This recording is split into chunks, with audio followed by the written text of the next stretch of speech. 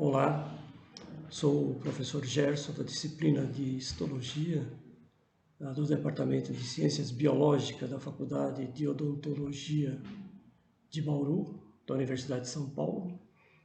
E hoje, como uma das primeiras aulas dessa área, vamos falar um pouquinho sobre método de estudo em histologia. E um pouco de citologia também, mas hoje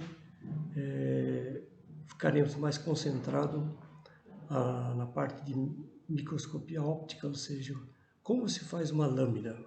Quando nós queremos estudar os tecidos do nosso corpo, ou seja, histologia, quais são os métodos que nós usamos para enxergar essas células, né? Aí, em geral, nós fazemos uma lâmina histológica. Tá? Essa lâmina histológica, ela é feita através de um corte histológico, né?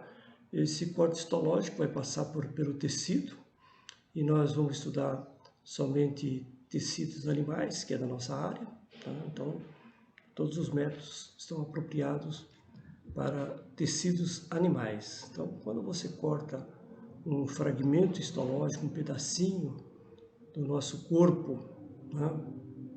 O que nós vamos ver? Primeiro, tem que ser cortado muito fininho, tá? Para que pedacinhos do nosso corpo, né? Demonstrados num corte histológico, que nós chamamos, seja colocado numa lâmina histológica, né? E isso depois é levado até um microscópio óptico, tá? Ou existem outros microscópios também dessa natureza. Esse é o mais comum, que utiliza a luz comum, tá? E para que a luz passe por esse corte histológico e seja obtido em lentes que vai aumentar esse tecido para se ver as células ou o conjunto de células, nós precisamos fazer um corte muito fininho e colocar nessa lâmina. Tá certo? No final dessa aula, depois eu falo um pouquinho mais do microscópio. Tá?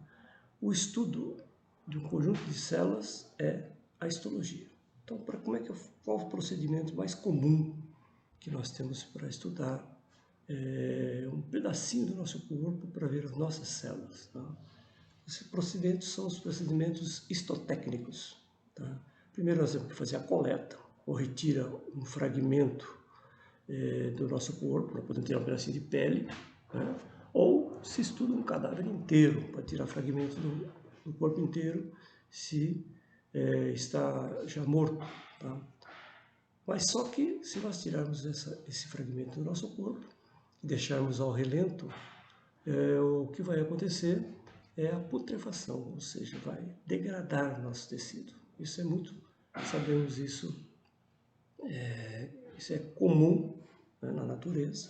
Todos os corpos acabam se degradando depois que morrem, né? E retirado do corpo é a mesma coisa. Para evitar isso, então nós fazemos uma fixação histológica, né, uma solução química para evitar que os tecidos morram ou pelo menos degradem. Na verdade, ele vai estar morto, mas não deixamos de degradar através de uma fixação. Tá? Só que mesmo fixado, preservado, para a gente ver o cadáver da célula bem preservado, mais ou menos igual está no indivíduo, na pessoa ou no animal, né? Isso precisa de um corte muito fininho, uma fixação bem rápida. E temos que fazer uma infiltração de um meio de inclusão para fazer um corte muito fininho, tá? E como as células não têm cores, a gente tem que fazer uma coloração para ser visto na microscopia. Tá? Esses procedimentos que nós estamos comentando hoje, ele é comum enxergarmos em livros de histologia. Sempre os primeiros capítulos se dedicam a explicar esses métodos, né, de como se faz uma lâmina histológica, como é que se olha no microscópio óptico. Alguns chegam até a falar um pouquinho de microscopia eletrônica para ver como se vê as células, ou porções das células, as organelas, o núcleo. Tá? Mas hoje nós vamos ficar só com essa primeira parte. Bom, o ratinho é um representante mais comum que nós temos no laboratório, nos fornecem peças histológicas, órgãos, fragmentos histológicos para estudo. É um animal mais se pesquisa, né? E mais ajuda a ciência a pesquisar medicamentos, porque é um animal que tem uma anatomia semelhante à do ser humano, né?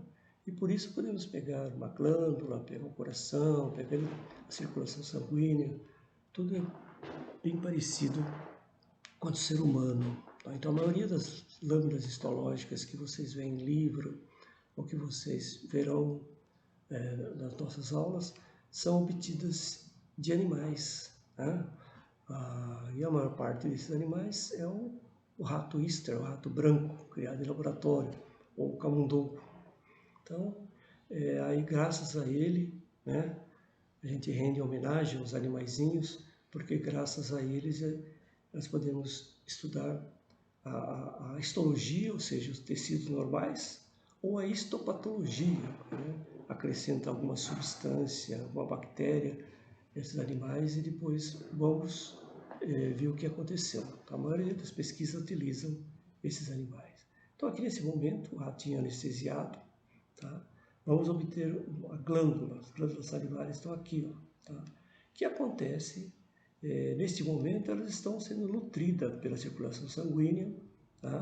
Tem um nível de oxigênio, nutrientes, tudo normal. Então, essas glândulas estão vivas.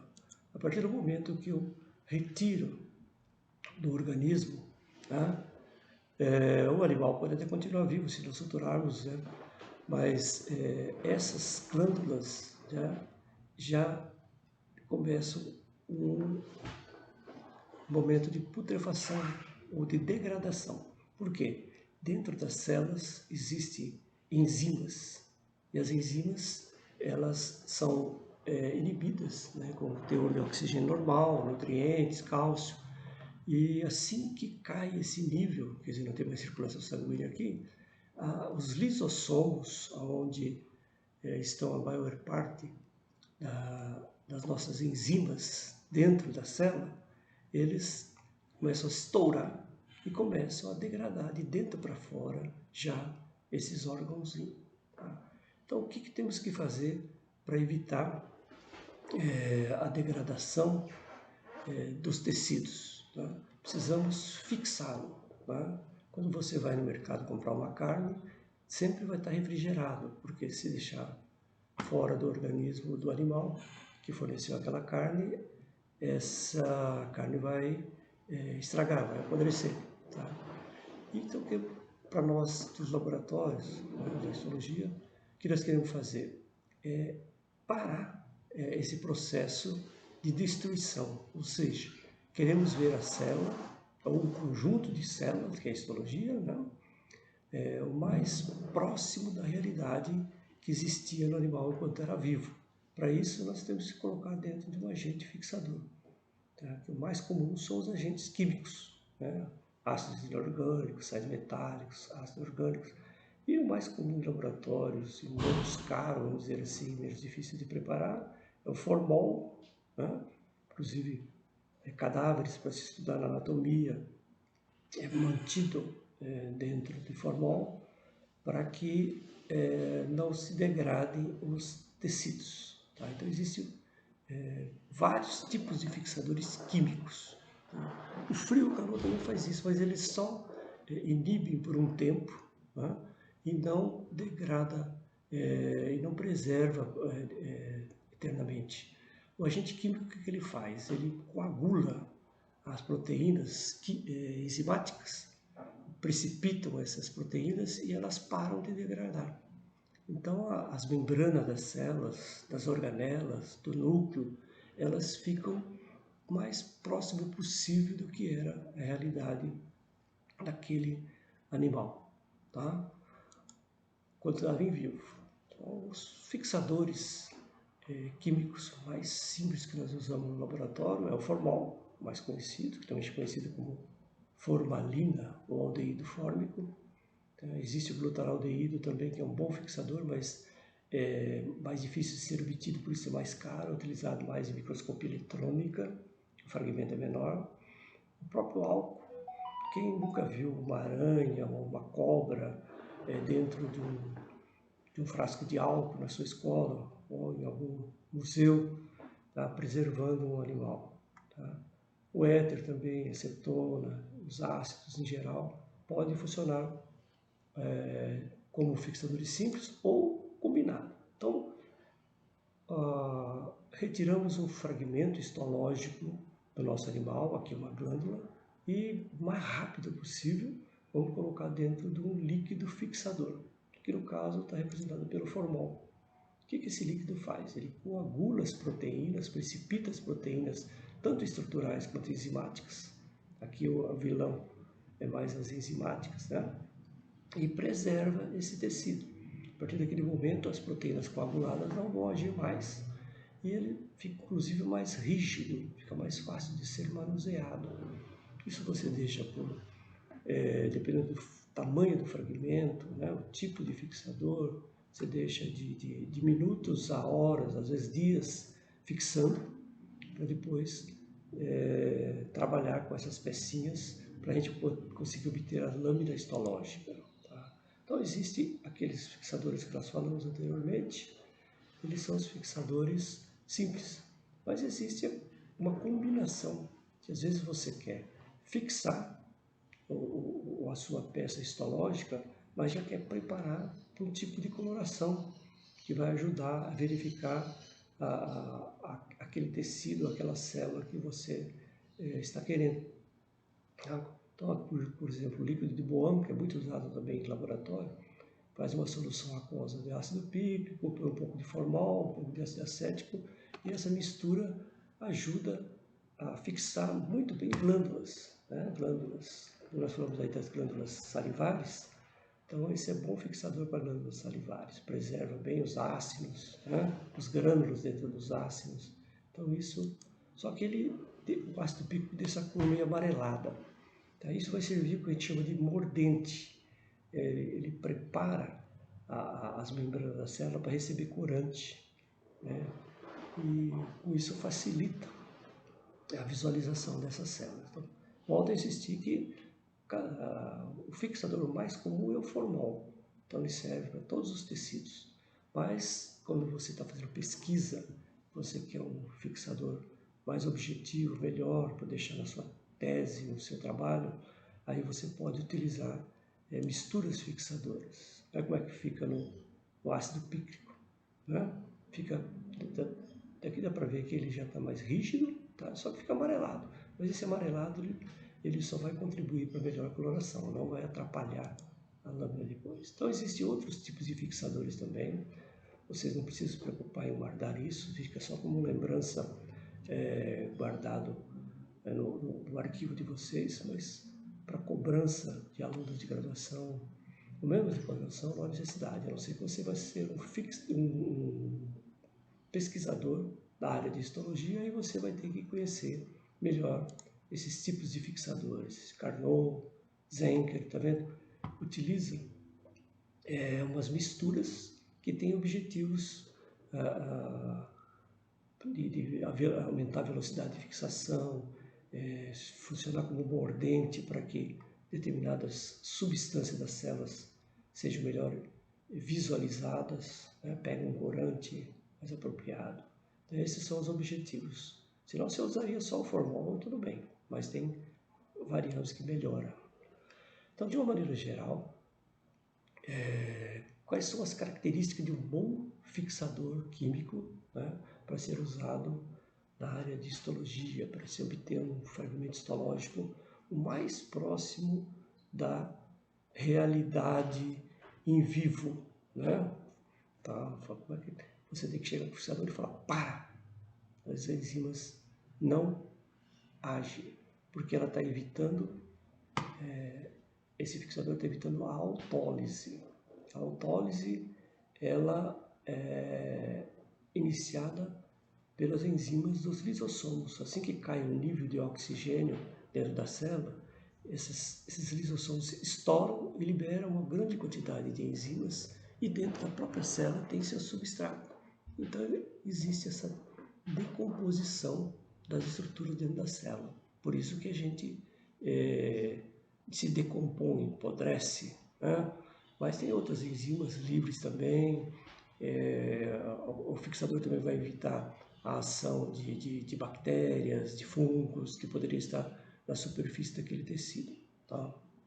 Então, um bom fixador tem que inibir para parar essa autólise da célula, preservar os componentes teciduais o mais próximo da realidade em vivo, tá? Senão não tem graça nós enxergarmos a célula toda deformada. Tornar o tecido mais rígido para facilitar o manuseio posterior, fazer o corte histológico, né, para colocar na lâmina, permitir a difusão de substâncias pela membrana celular e demais estrutura, tá? E além de coagular essas proteínas, ele não pode formar um anteparo, ele tem que permitir que depois os corantes, os banhos que vamos dar nessas células, nesse conjunto de células, tá? Passe com facilidade por essas membranas cujas proteínas estão coaguladas ou precipitadas. Melhorar então a divisão óptica, diferenciação óptica, né? No caso que nós falamos ali do ácido pícrico, que funciona como mordente, proporcionar aqui, ó, um mordente para a coloração. Então, para que a gente possa fazer um bom trabalho, isso quando o aluno vai fazer pesquisa de iniciação científica, de pós-graduação, nessa área de histologia ou histopatologia, né, o tecido normal ou o tecido doente, a primeira coisa que ele tem que aprender é fazer um planejamento, um bom planejamento, tá? Dependendo do que ele for estudar, né, é melhor em determinados animais, é melhor em determinadas regiões, e assim por diante. Então, sempre planejar a coleta, elegendo um fixador que contribua para essa boa coloração que você vai ver, para que o resultado, né, da sua lâmina histológica para olhar no microscópio seja muito bom. Respeitar o intervalo mínimo da coleta. Se você deixar o seu fragmento histológico muito tempo sem chegar no fixador, ele vai se decompor. Então, você não enxerga mais aquela célula como ela era realmente. Isso não é bom. Utilizar um volume sempre 10 a 20 vezes maior que a peça histológica que você tem, tá? Muitas vezes a peça histológica é um produto de amputação, né? O paciente chega no hospital, precisa fazer a amputação de uma perna que está com uma gangrena. Às vezes as pessoas não têm um recipiente tão grande para guardar uma peça como essa, tá? Ou mesmo com a pessoa fazendo necrópsia, não fica difícil de ter volumes. Mas se for fragmento histológico para estudo, então dá para ter esse volume, porque senão você esgota todo o fixador e as proteínas enzimáticas não são totalmente coaguladas. Tá? Recortar a espessura máxima de 3 milímetros, né? Que assim a velocidade de penetração desse fixador ele ocorre de todos os lados, né? 3 milímetros fica mais fácil. Respeitar o tempo adequado para cada fixador, como nós mostramos ali atrás. Não existe só um fixador, existem vários fixadores, dependendo do que você quer estudar. E a energia cinética, né? Você agitando uma reação química, ela vai mais rápido, né? Fazer uma agitação desse conteúdo de fixador e manipular o mínimo possível com pinças para você não estourar as células. Tá? Bom, o que nós estamos falando são tecidos moles, né? Fáceis de ser obtidos, tá? Mas nós sabemos que os animais, nós humanos, temos também tecidos mineralizados, tá? E para estudar o tecido mineralizado, existe técnica para isso. O tecido mineralizado tem que serrar, né, o osso ou o dente, que são os tecidos mineralizados, mas para preservar a célula, para preservar a parte orgânica produzida pela célula, nós temos que fazer a descalcificação ou desmineralização dos ossos e dentes. Tá? E os principais descalcificadores ou desmineralizadores é o etileno de amino tetracetato, qualquer ácido você pode desmineralizar, né? Quem que não fez, orientado por algum professor de biologia do segundo grau, uma perninha de frango dentro do vinagre. Se você deixar essa perninha de frango durante umas 2 semanas dentro do frasco com vinagre, você vai ver que depois desse tempo, aquela perninha dura já está mole. Tá? Por quê? Todo o mineral foi retirado, pelo menos a maior parte, tá? E aí você fica com a parte orgânica. E é isso que dá para ser visto nos cortes histológicos, quando você faz uma desmineralização. Você preserva as células e preserva os produtos das células, os vasos, os nervos, os tecidos mole, que a gente chama. Tá? Bom, o que nós queremos é fazer um corte histológico muito fininho para ser olhado no microscópio, tá? Colocar numa lâmina. Mas acontece que se eu pegar aquele fragmento histológico, tá, no começo da aula, e tentar fazer um corte muito fininho, com gilete, com qualquer lâmina cortante, nunca vou conseguir um corte muito fino. Como as células em geral têm uma dimensão, um diâmetro entre 8 e 12 micrômetros, né? Se vocês não estão lembrados, o micrômetro é a milésima parte do milímetro. Pega o milímetro ali da régua e divide em 1000 partes, tá? Cada uma dessas 1000 partes é um micrômetro. As células têm em torno de 8, a maior parte das células.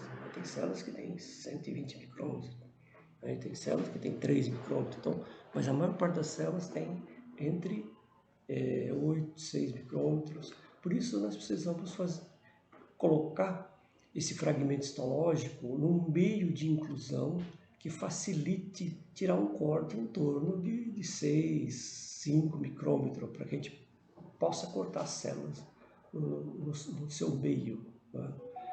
Para isso, o mais comum de todos os meios de inclusão é a parafina. E para chegar até a parafina, como nossos tecidos, tecido animal, ele tem muita água, tá? Nós vamos ter que tirar essa água porque ela não se mistura com a parafina. Então, aquele fragmento histológico tem que se passar por um processo de desidratação, retirar o máximo de água que eu tenho no tecido. Aí eu utilizo o etanol, né? O álcool etílico, né? Ou acetona, éter, óxido propileno, todos esses tipos de antiquímicos são desidratantes. Tá? Então, o que eu faço? O meu fragmento histológico, que está lá dentro do fixador, jogo o fixador fora e começo a colocar uma graduação de álcool. Tá? Joga água, coloca álcool 70, aí vai ficar tecido, mais álcool 70. Depois joga aquele álcool 70, coloca álcool 80, vou desidratando até chegar em álcool 100%. Tá? Aqui o fragmento que foi fixado pelo Boan, aqui o fragmento que foi fixado pelo formol. Tá? Eu posso fazer isso um por um ou colocar dentro de caixinhas perfuradas, identificar que tecido que é esse, que glândula que é essa, né? De que animal, de que pesquisa, de que pesquisador. Às vezes é num laboratório de histopatologia para diagnosticar um câncer de pele. Então, aqui vem a identificação desses fragmentos e aí eu posso fazer várias desidratações ao mesmo tempo, dentro dessas caixinhas marcadas. Tá? E aí sim eu chego até o álcool 70. Tá? Mas o álcool também não é miscível com a parafina. Um meio de inclusão para a parafina, o álcool não é miscível. Eu tenho que passar num meio líquido ainda, que seja miscível com álcool e miscível com a parafina. Aí entra o xilol, ou toluol, benzol, cloroformo, etc. E esses agentes químicos, eles produzem um fenômeno que a gente chama de diafanização ou clarificação.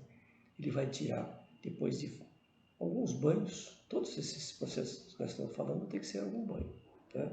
Até o formol, se puder trocar, quando você está fixando, algumas vezes ele fixa melhor, mas principalmente na desidratação e aqui na diafanização, você tem que dar 2, 3 banhos para você retirar aquele líquido anterior. Então, para tirar a água já saiu com a desidratação. Agora vamos tirar o álcool. Para tirar o álcool, nós colocamos nesses solventes orgânicos. E o mais comum, que nós temos é o xilol.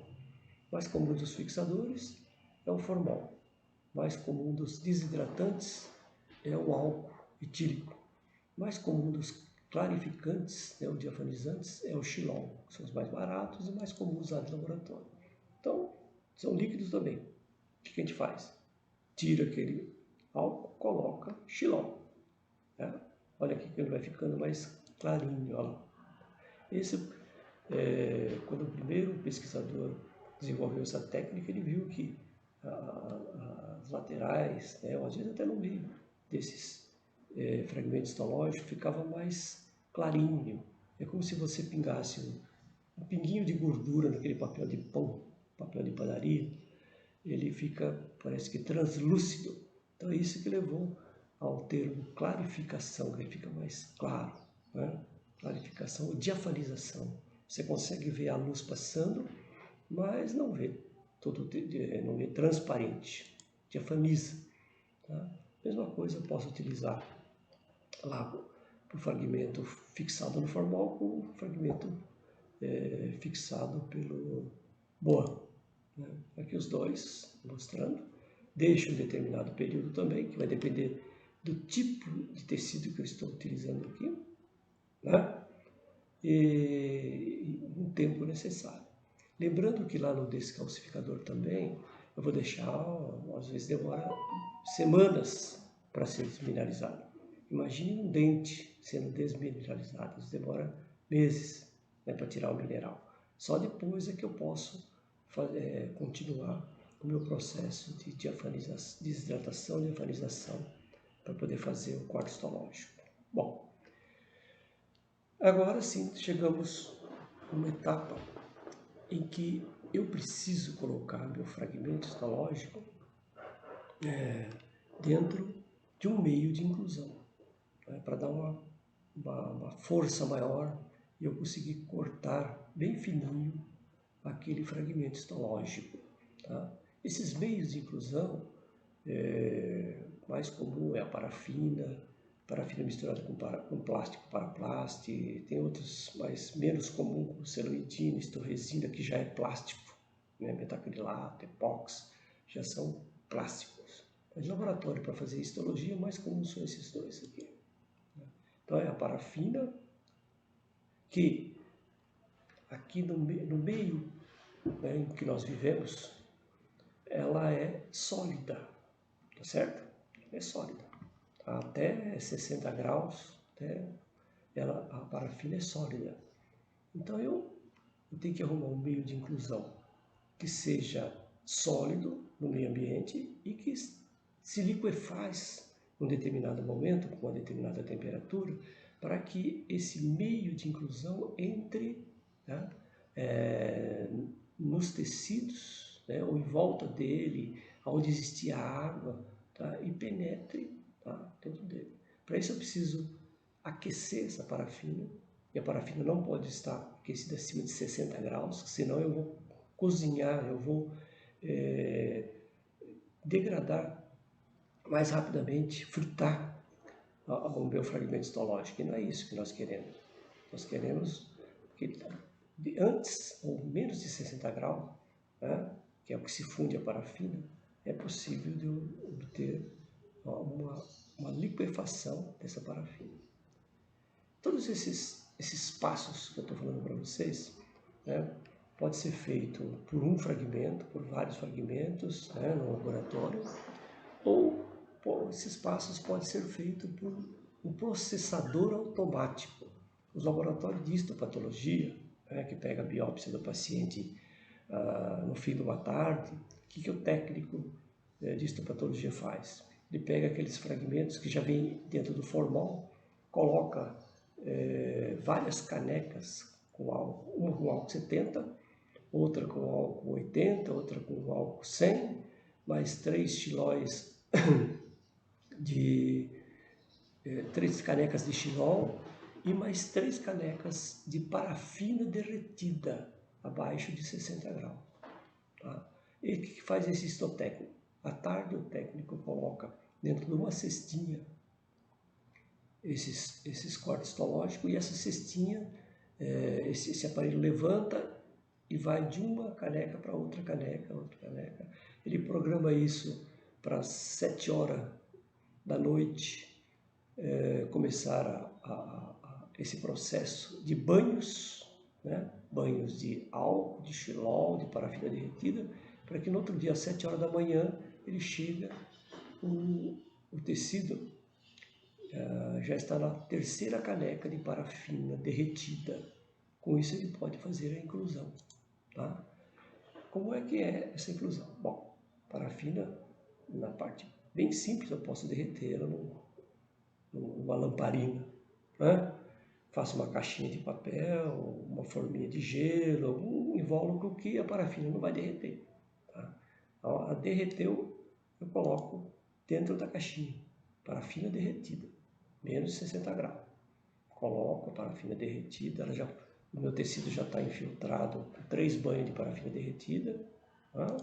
E aí pego o meu fragmento histológico com muito carinho, tá? E posiciono na parte inferior dessa caixinha, né, o lado que eu vou querer começar a fazer o corte histológico. Esta aqui vai ser a face de corte. Isso aqui vai virar um bloquinho de parafina mais tecido. Tá? De tal maneira que existe uma integração da parafina que entrou lá dentro do tecido, né, nos vasos sanguíneos, onde existia água, onde saiu o xilol, onde saiu o álcool, e a parafina já infiltrou lá dentro, que agora eu vou colocar dentro dessa caixinha onde eu tenho a parafina derretida, coloco a face, se eu quero tirar uma face maior, deixo deitadinho, se eu espero secar um pouquinho a parafina, deixo ele de pé, dependendo do nível de corte que eu quero começar esse tecido. Lembrando que depois eu posso cortar o tecido muitas vezes, né? Porque em torno de 5, 6 micrômetros eu vou ter muitos cortes para fazer nesse tecido. Bom, agora já tenho o meu bloco de parafina, tem que levar agora um cortador de frios. Vocês conhecem, todo mundo conhece o cortador de frios, cortador de mortadela, de queijo, na padaria, no mercado. Tá? Esse micrótomo, ele é similar àquele cortador de mortadela. Tá? Essa é a fase da microtomia. Tá? Então existem vários tipos de micrótomo, dependendo do estudo que eu estou fazendo. Veja que aqui tem micrótomo deslizador, mas aqui é quando o cérebro, por exemplo, em meios mais brandos, né, em gelatinas, cortado por esse micrótomo deslizador. Mas tem um aqui interessante de congelação. A congelação, ela não serve para um estudo de alta qualidade das células, né, para graduação, para mostrar como é que são as células na verdade. Mas serve, por exemplo, para dar o diagnóstico de câncer. Né? Um paciente está numa mesa de cirurgia com um tumor no estômago, o médico cirurgião não sabe se aquele tumor é um tumor benigno ou maligno. O que ele faz? Tira um fragmento, abre o paciente, tira um fragmento histológico daquele tumor, passa para o patologista que vai estar na porta esperando esse fragmento. Do lado desse centro cirúrgico existe uma sala com micrótomo de congelação, ele congela, tá, com CO2, congela aquele fragmento histológico, consegue fazer cortes congelado com até 20 micrômetros de espessura, coloca uma gota de azul de metileno, né, outro corante mais rápido, e em 5 minutos ele está falando para o médico cirurgião se aquele câncer, ou aquele câncer, não, se aquele tumor é um câncer ou não, né, se é um tumor benigno ou maligno. com essa informação, o cirurgião tem condições de proceder a uma cirurgia mais abrangente ou menos abrangente. Ele vai tomar uma decisão do rumo da sua cirurgia. Então, o diagnóstico de câncer é dado sempre com lâmina histológica. Então, essa congelação serve também para alguns estudos imunistoquímico. Tem outras valias, mas nós estamos falando mais desse daqui, que é o micrótomo rotativo. Tá? Nossa técnica Daniele está aqui diante do micrótomo rotativo, tá certo? Aqui está o bloquinho onde tem o fragmento histológico e aqui embaixo vai estar a navalha. Tá? Olha para os bloquinhos para ser cortado. Tá? Para aumentar a dureza daquele bloquinho, né? Às vezes é um dia de calor, às vezes não tem ar-condicionado no laboratório, e aí pode botar uma pedrinha de gelo para aumentar a superfície de corte, ficar mais durinho. Tá? E essa superfície de corte vai passar por uma navalha de aço que corta até pensamento. Está bem afiadinho. Lá eu tenho meu bloquinho de parafina preso aqui nesse suporte, tá? E aqui eu tenho a navalha. E do lado de cá eu tenho uma manivela, cortador de frios. Tá?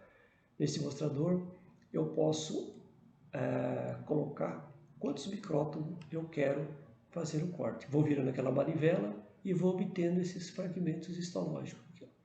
Uma tênia, chama de tênia. Né? Plogotes de tênia parece. Né? E o corte histológico sai com 5, 6 micrômetros, dependendo do que eu calibrei, tá?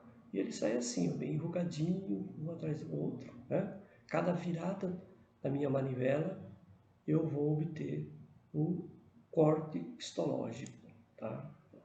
Cada virada da manivela, um corte histológico, ok? Então essa manivela, esse suporte sobe e desce. Quando ele sobe, ele avança 5 micrômetros. Quando ele desce, ele corta os 5 micrômetros e assim vai. Tá? Eu tenho os cortes histológicos. Só que vocês viram que o corte sai meio enrugado na hora que a gente corta. Por isso a necessidade de colocá-lo num banho-maria. Esse aqui é o sapinho da Daniela. Dentro de uma lagoa, com uma temperatura em torno de 44 graus, 42 graus. E aqui estão as lâminas já marcadas, tá? Para fazer a coleta do corte histológico sobre a água. Cortei e agora levo 44 graus. 44 graus, os fragmentos não vão degradar, não vão arrebentar, né? E eu consigo esticar melhor o meu fragmento histológico para colocar na lâmina histológica, certo? Aí eu vou para o processo de pescagem. Primeiro estico, ó. Aqui está o fragmento histológico, aqui está a parafina em volta, certo? E aí eu tenho vários fragmentos, eu pego um só, dentro do meu banho-maria, com água em torno de 44 graus, mais ou menos. Então a parafina, ela estica, mas não derrete. Ok? Facilita para eu ter um corte bem esticadinho. Então, em todos os níveis desse corte eu estou com 5 ou 6 micrômetros, dependendo de como eu calibrei. Tá? E aí, literalmente, eu vou pescar o corte histológico. Tá? Pesquei o corte histológico. Esse corte histológico, ele foi feito aleatoriamente daquele fragmento histológico. Tá? Então, estruturas tubulares podem parecer arredondada, dependendo do ângulo que eu pego o tubo, eu posso ver oblíquo ou longitudinal. É a representação, né, bidimensional de alguma estrutura tridimensional. Eu não consigo ver tridimensionalmente.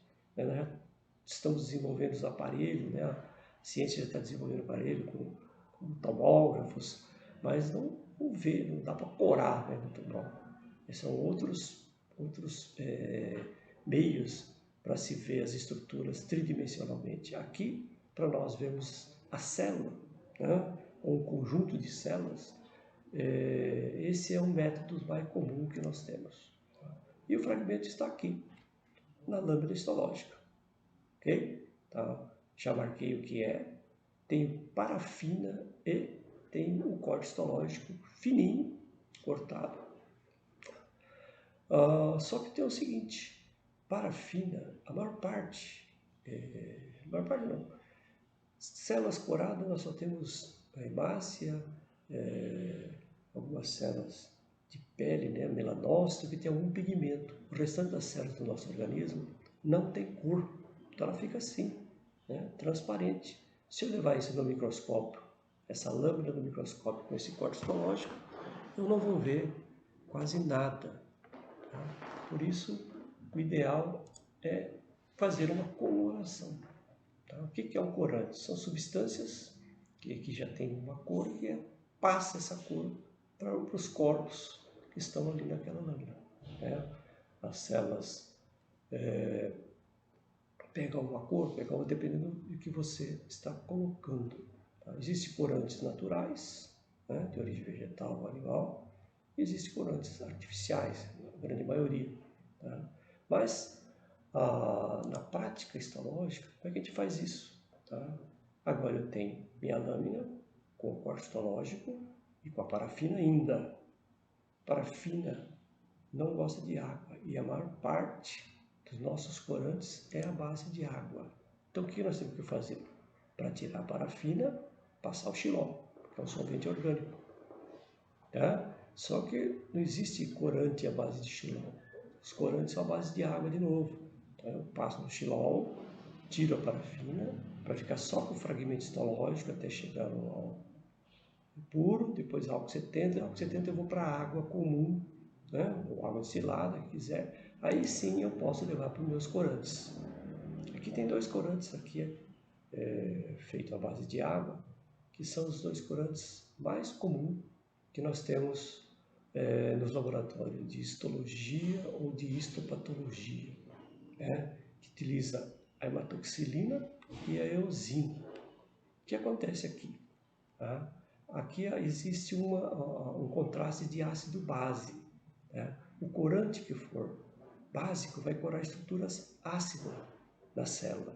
Tá? E o corante que for ácido vai corar estruturas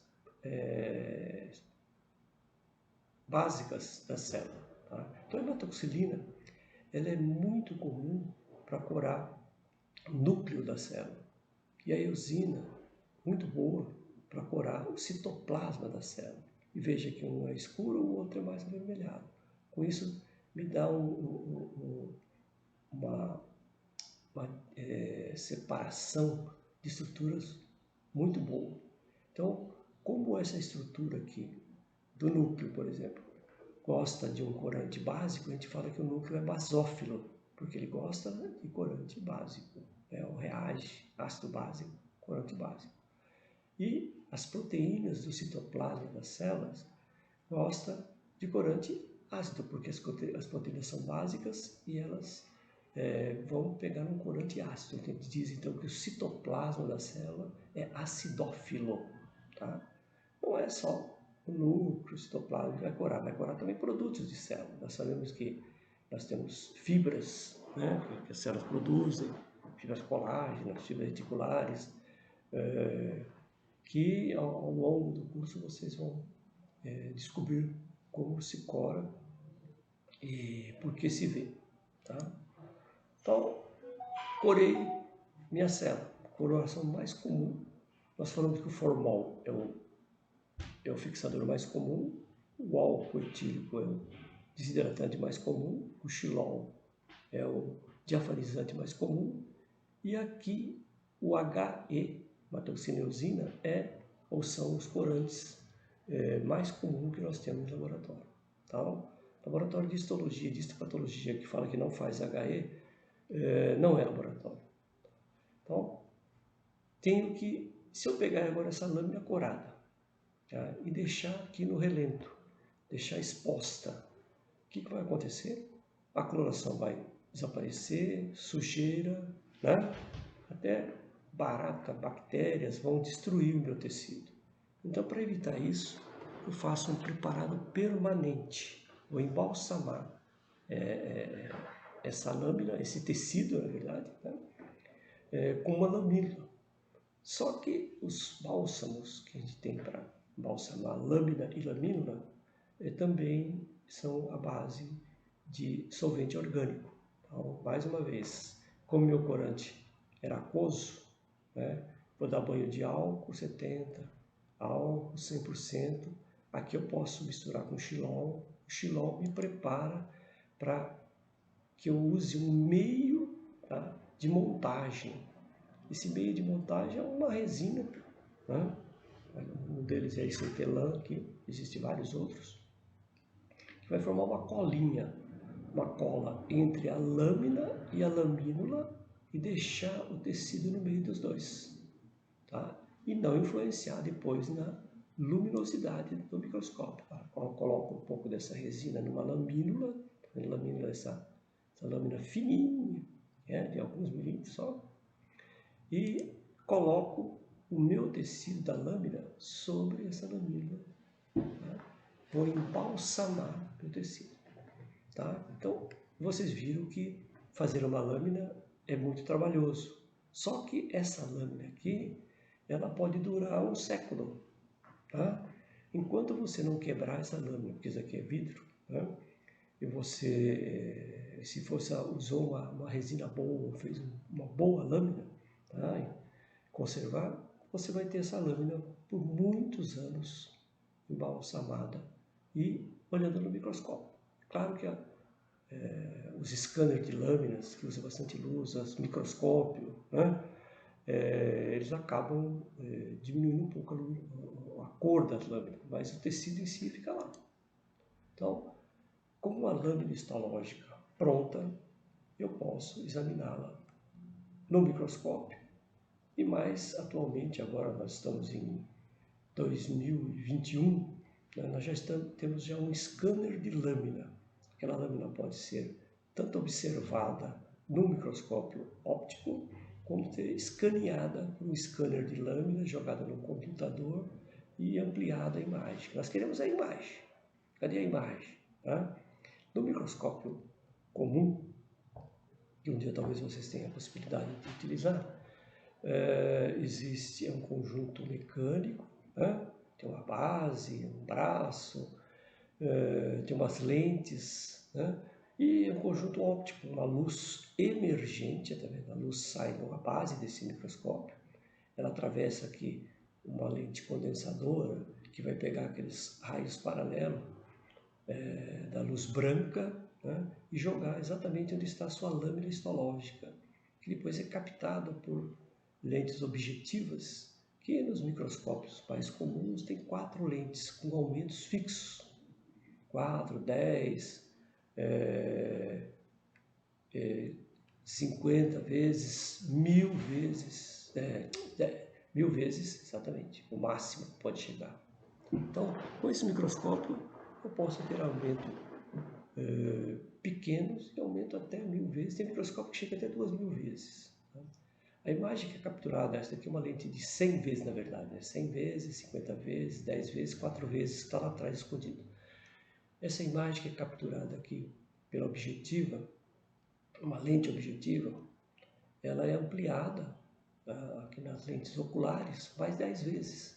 Então, por isso, quando você captura uma imagem de 100 vezes, vezes 10 vai dar 1000 vezes, né? Que é um microscópio mais comum, binocular, que nós temos em nossos laboratórios. Para isso tem parafusinhos para dar foco, tem aqui um chariot para fazer a lâmina deslizar para a direita, para a esquerda, para cima, para baixo, né? Para frente, para trás, para a direita, para a esquerda, né? Temos o botão de ligar e assim vai, controle de luz. Então, tem várias porções, né? Tem diafragma para diminuir a luz, aumentar a luz, que isso vocês terão a oportunidade, se Deus quiser, um dia de olhar. Se não tiverem, já existe scanner de lâmina que faz todo esse papel do microscópio, capturando a imagem da lâmina, tá? E com softwares adequados você consegue ampliar a lâmina em computadores. Então, aqui, ó, a luz. Esse aqui é um microscópio de luz emergente, tá certo? Passa para o espelhinho, joga aqui a luz, concentra os raios de luz onde está a sua lâmina, né, nessa mesa ou platina, né, tem um espécime que é a lâmina, depois ele vai para um prisma até chegar a lentes oculares. Essas são lentes objetivas fixas de aumento e aqui também objetivas fixas de aumento. O grande diferencial que vai ser os scanners de lâminas, que eles, aqui eu tenho 4 aumentos, alguns microscópios, 5 aumentos fixos. No scanner de lâmina eu vou fazer aumentos indefinidos, né, até obter uma resolução não tão muito boa. Mas, por enquanto, ainda nós estamos na era de passagem de microscópio para scanner de lâminas. E essa é a imagem que nós vamos ver no microscópio. Tá? Cadê a célula? Tá? Vocês talvez estejam vendo uma lâmina pela primeira vez. Tá? Cadê as células?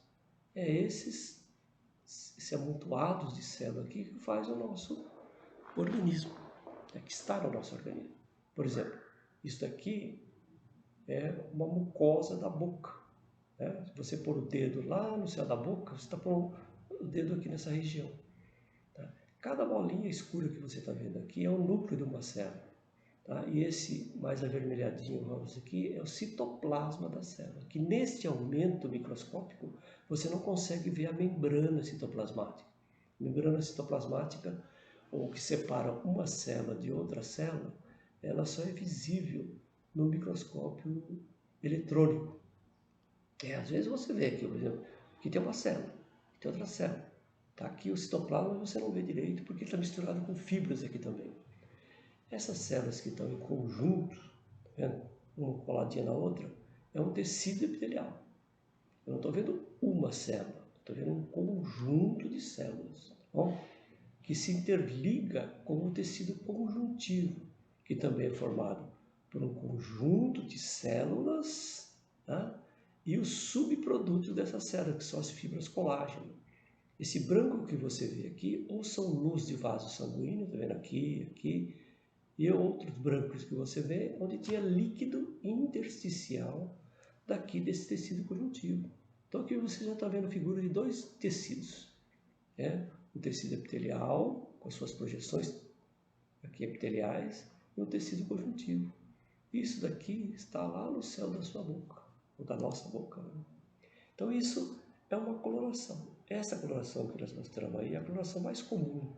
Nós temos a coloração de HE, hematoxilina, que cora o núcleo, e eosina, que cora o citoplasma, que cora a fibra colágena. Tá? Então isso a gente fala que é uma coloração de rotina.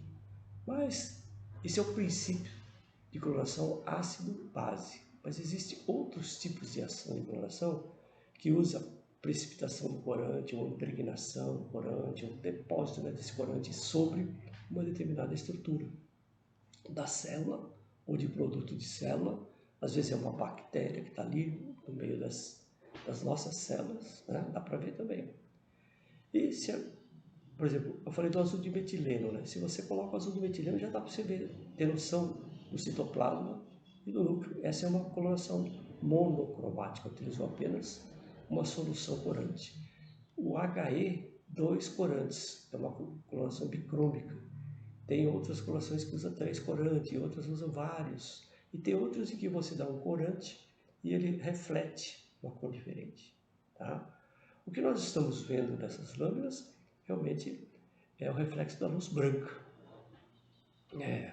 A luz branca é a luz do espectro, né? E ela reflete as cores do espectro. Se você der um vermelho, vai refletir o vermelho. Se você der um verde, vai refletir o verde, porque a célula não tem cor. Tá? Se eu fiz um corte histológico, é isso que é o mais comum que nós fazemos, fazer a lâmina histológica. Tá? Mas eu posso corar no bloco também, esfregaço sanguíneo. Quem nunca fez um esfregaço sanguíneo no exame de laboratório? Ou células vivas, seres vivos.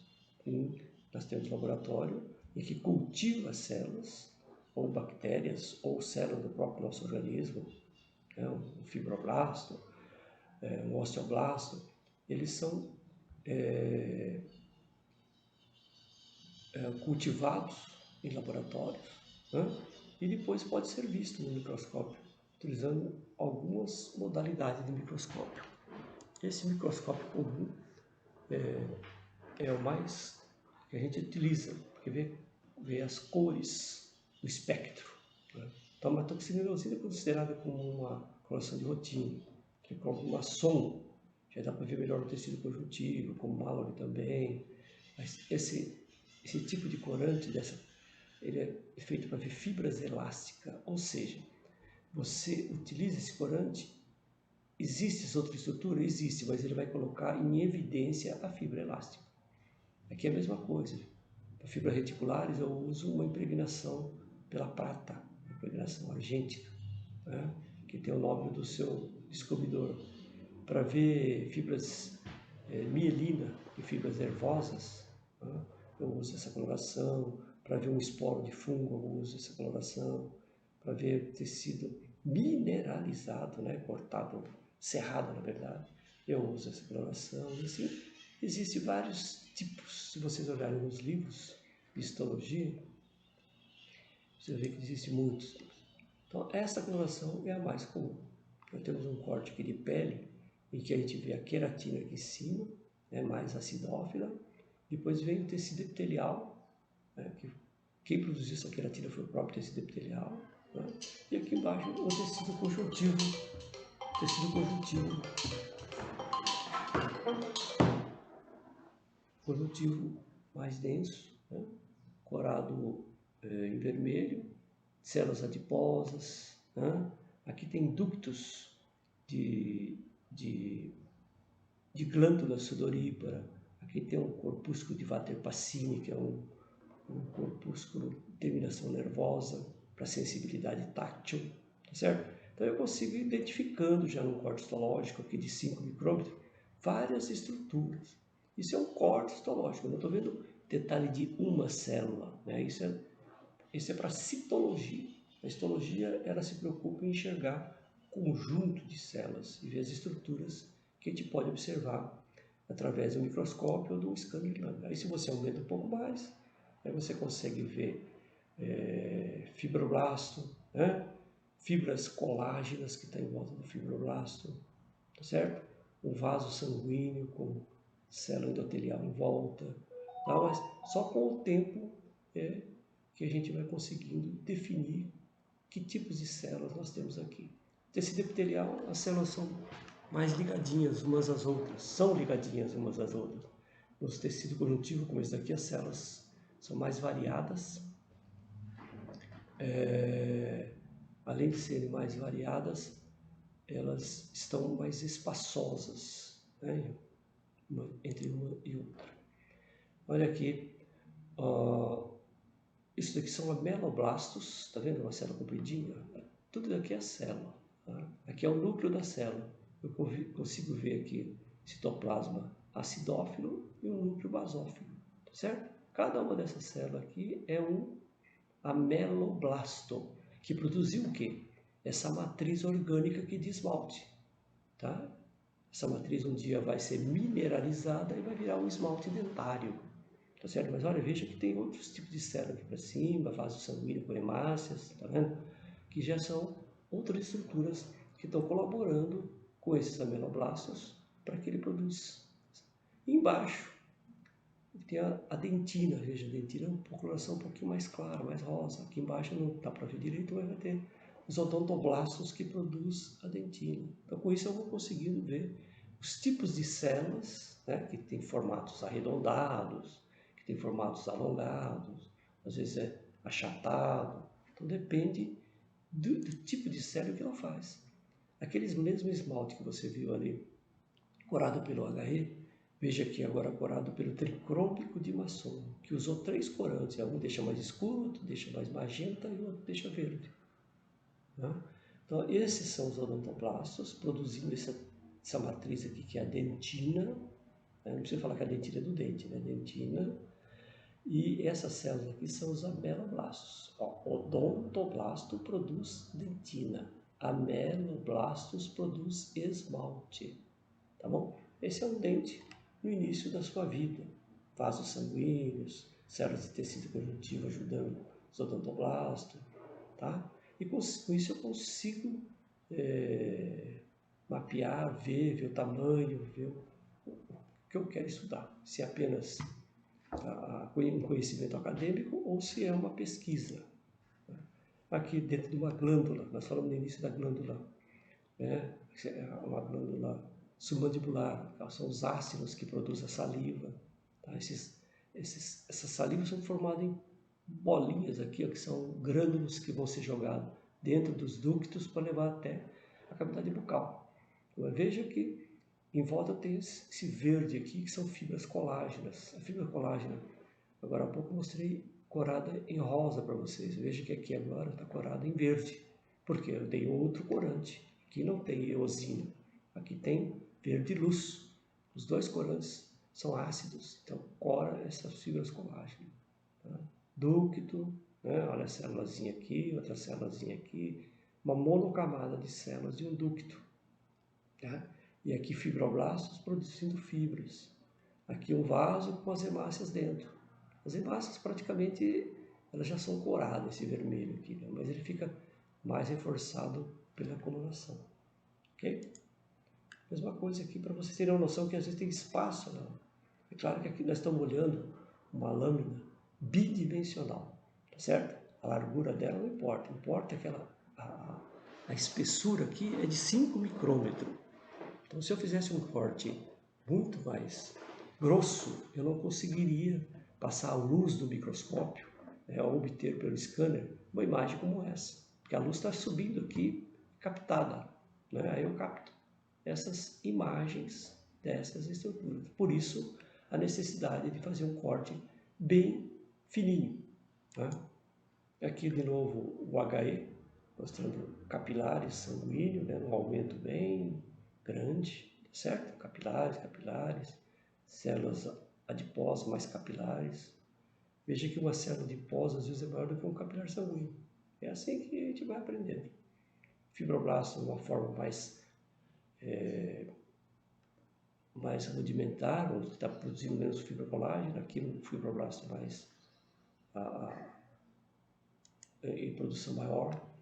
Se eu quero, numa lâmina, né, colocar em destaque as fibras reticulares, né? Isso daqui é um linfonodo. Se eu quero colocar as fibras reticulares, que é importante também no tecido, que forma um citorretículo onde fica as células. As células estão aqui, só que eu não estou conseguindo ver direito. Por quê? Porque essa lâmina, ela teve o objetivo de me colocar em destaque as fibras reticulares através da coloração da prata, né? Pigmentação pela prata, tá vendo? Eu me coloco no detalhe. Tá? Só tem fibra? Não, as células estão aqui, só que elas estão no segundo plano. Tá? Não é isso que eu quero ver. Mesma coisa aqui com fibras elásticas na parede de um vaso sanguíneo, numa artéria. Olha quantas fibras elásticas eu tenho. Tá? Mas a célula está aqui? Tá, ó, ela está aqui, ó. Tá vendo? Tem célula muscular lisa aqui, tem fibroblasto, tem líquido intersticial, tem substância fundamental amorfa, tudo aqui entre as fibras elásticas. Mas numa artéria, a fibra elástica desempenha um papel muito importante, porque ela que segura a pressão sanguínea, né, e ajuda o fluxo do sangue pelas artérias. Então elas têm que ser muito bem firmes. Tá? Então esses são os métodos mais comuns que nós passamos para vocês. Se eu estudar uma lâmina histológica no laboratório de histologia ou histopatologia, mas existem vários outros métodos que nós não vamos ter tempo de falar tanto. Né? Se eu quero ver um lipídio, eu uso essa coloração. Se eu quero ver um polissacarídeo, eu uso essa coloração. Um glicogênio, eu uso essa coloração, e assim vai. Essas colorações colocam em destaque essas estruturas que eu quero aqui. Tá vendo? Por exemplo, essa última aí. Eu quero ver um hepatócito. Se eu colocar o azul de toluidina, o azul de toluidina vai corar todas as estruturas coráveis, vamos dizer aqui, basófilas, em azul. Só que no mastócito, onde tem grânulos de heparina, ele me dá uma metacromasia, ou seja, ele pega o azul e reflete o roxo, reflete bolinhas mais arroxeadas, mais escuras. Isso a gente chama de metacromasia.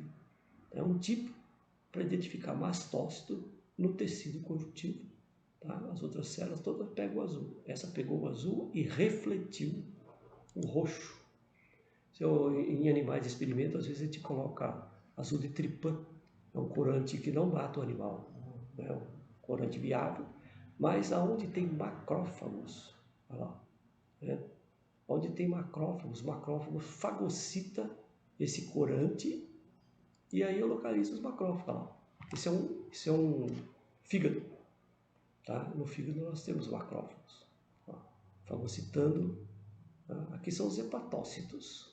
A hepatócito é a célula principal do fígado, mas tem macrófago também, né? Isso serve mais como parte experimental. E no esfregaço? Eu falei no começo, quem não fez um exame de sangue, tá? Técnica para saber como vai o seu sangue, ele tem que examinar as hemácias, as plaquetas e os leucócitos, certo? Então existem algumas colorações aqui, não precisa fazer todo aquele procedimento que nós falamos. O máximo que nós vamos fazer aqui é colher o sangue, colocar num fixador alcoólico, o esfregaço sanguíneo, e já colocar um corante de Leishman, corante de Wright, é um tipo de mistura. A gente fala mistura Romanovsky, que se vocês verem esse nome no livro, é apenas mistura de alguns corantes para botar em destaque principalmente os leucócitos, que é o que define que são as células diferentes, né? Veja aqui que as hemácias parece que está mais clara no centro, porque aqui tem 2 micrômetros, quase não corre, aqui tem 7 micrômetros na periferia da hemácia. É o que a gente consegue ver em esfregaço sanguíneo. Agora os leucócitos, olha lá, dependendo do núcleo, dependendo dos grânulos que tem dentro, pode ser um neutrófilo, pode ser um basófilo, tá certo? Um linfócito, assim por diante. Okay? Aquela mesma célula que eu vi ali no esfregaço, olha ela aqui no corte histológico de uma hipófise. Ah, as células glandulares estão aqui. Aqui estão as células do sangue, certo? Então, não dá para ver com tanto destaque, mas dá para ver que são células. E a maior parte dessas células são hemácias. Okay? Bom, tudo isso que vocês viram até agora foi utilizado com a luz branca, a luz que tem reflete as cores do espectro. Você viu o verde, viu o vermelho, viu o roxo, né? As cores do espectro, é a luz branca, essa luz comum que nós temos na lâmpada. Mas, para outro tipo de exame, nós podemos utilizar outros tipos de microscópio, como o microscópio contraste de fase, que vai ver as estruturas por refração, sem coloração. Então, como eu não vou usar corante, eu vou usar uma placa de Petri, no meio de cultura, células vivas, eu posso até ver as células se movimentando, células vivas, tá? Eu vejo por densidade de estrutura dentro da célula. Tá? O microscópio de polarização utiliza a luz polarizada, ou seja, uma birrefringência de determinadas estruturas que nós temos no nosso organismo. Tá? Então é um microscópio apropriado com um polaroide ali, uma lente polaroide para poder ver determinadas estruturas que faz esse papel de polarização. E o microscópio de fluorescência, tá? Estou dando alguns exemplos só para vocês não acharem que só existe um microscópio comum. De fluorescência ele usa a luz ultravioleta.